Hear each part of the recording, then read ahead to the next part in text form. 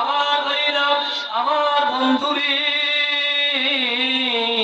ইমাম মালিক রহমাতুল্লাহ আলাইহি, ওনাকে জিজ্ঞাসা করা হয়েছিল, হুজুর আপনি কেন মদিনার জমিনে জুতো পরেন না, কেন মদিনার মাটিতে আপনি জুতো স্যান্ডেল পরেন না? ইমাম মালিক জুতো নিয়ে বাজান ঘোরাঘুরি করে, যেখান দিয়ে হেঁটে যেতে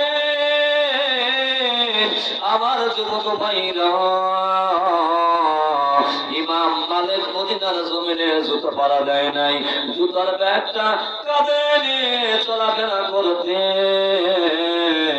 ওনাকে একদিন বলা হয়েছিল, হুজুর আপনি কেন জুতো পরেন না মদিনার জমিনে? আমার ভাইরা, আমার বন্ধুরে,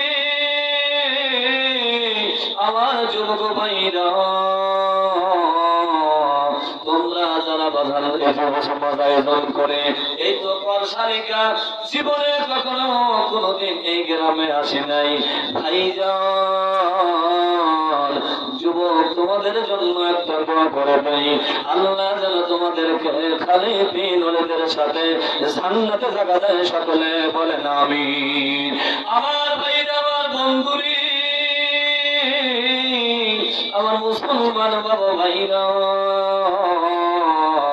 ইমাম মালিক ওই দিন বলেছিলেন, আমি যখন এরকম হাঁটাচলা করি মদিনার জমিনে, মদিনার মাটিতে নবীজির কবর, নবীজির রওজা মদিনার মাটির নিচে, আমি ইমাম মালিক মদিনার জমিনকে জুতাতে পাড়া দিতে পারি না। জোরে বলেন সুবহানাল্লাহ, আরো জোরে বলেন সুবহানাল্লাহ।